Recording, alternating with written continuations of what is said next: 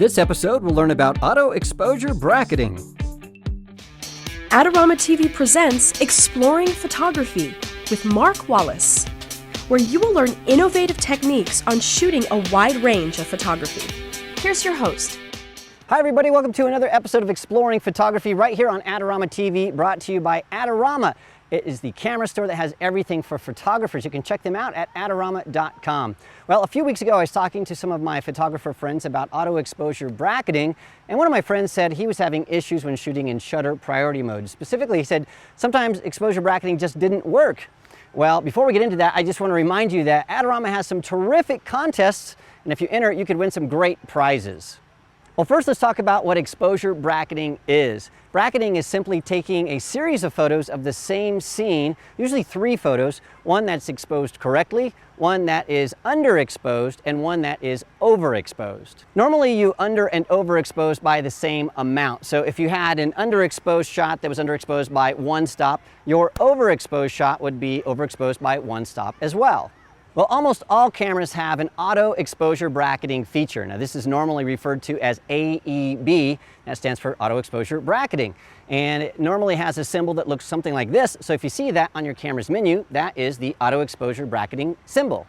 Before we get into how auto exposure bracketing works, let's talk about why you might want to use it. Now, traditionally, auto exposure bracketing is used in one of 2 scenarios. The first is when you're not quite certain of your exposure, but you want to make absolutely certain you get the shot. This is something that landscape photographers have been using for years. Auto exposure bracketing is also used to create HDR images. HDR stands for high dynamic range, and it's when you take 3 or more photos and you combine them to create an image that has a photorealistic effect. In fact, I created an HDR image and used auto exposure bracketing in the last episode of Exploring Photography to create this image of the Basilica of the National Vow.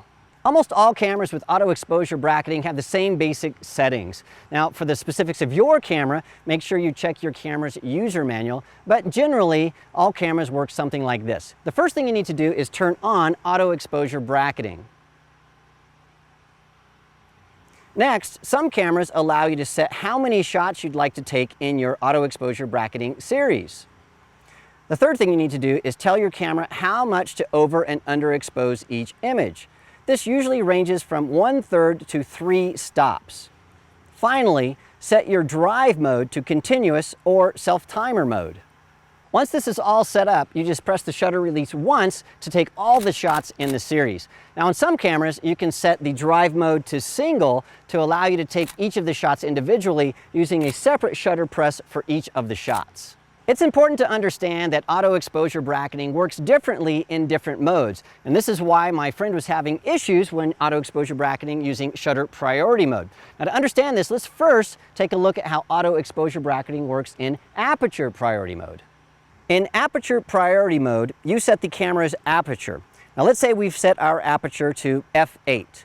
Now, the camera will use its built-in light meter to set the shutter for a proper exposure. Now, for argument's sake, let's say our shutter speed is 1/250th of a second for a proper exposure. If we've set our auto exposure bracketing to under and overexposed by 1 stop, here's what will happen. The first correctly exposed photo will be made at f8 and 1/250th of a second. The second underexposed shot will be made at f8 and 1/500th of a second. And the third overexposed shot will be made at f8 and 1/125th of a second. Our aperture is staying the same, but our shutter is changing to create those under and overexposed images. Now, because our shutter can slow all the way down to 30 seconds and speed up to 4,000th of a second, and even on some cameras go all the way up to 8,000th of a second, we have a lot of latitude when we're exposure bracketing using aperture priority mode. Now, in shutter priority mode, the exact opposite is happening. Our shutter is staying the same, but our aperture is opening and closing to create the over and underexposed images, and this is where we can run into a lot of issues. Let's say that we have an image where we have a proper exposure of 1/60th of a second at f2.8, and we want to bracket by 1 stop.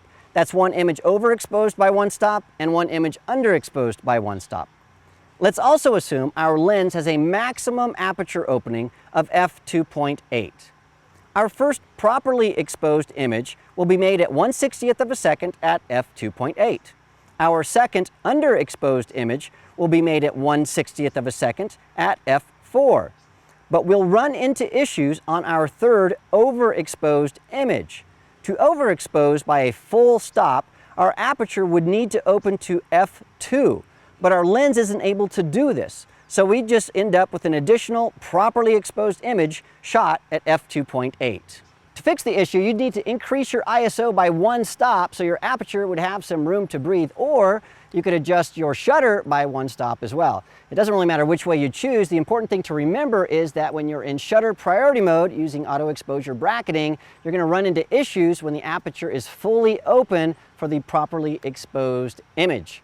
Now, what about manual mode? Well, in manual mode, there is no auto exposure bracketing. You do everything manually. You can either adjust the aperture to over and underexpose or change the shutter to do the trick. So in manual mode, you just have to do it yourself.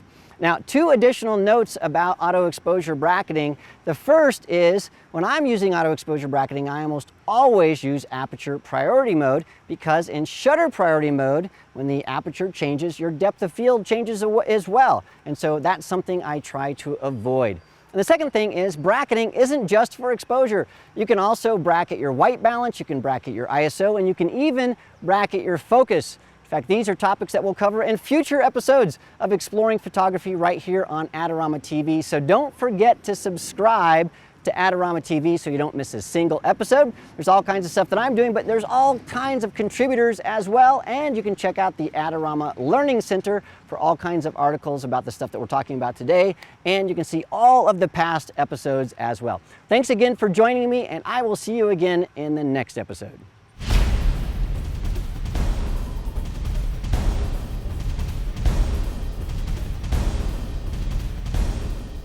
Do you want great-looking prints at low cost? Be sure to visit our easy-to-use online printing service. Adorama Pix has professionals who treat your images with the utmost care that you can count on. For a quick turnaround on photos, cards, or albums, use AdoramaPix.com.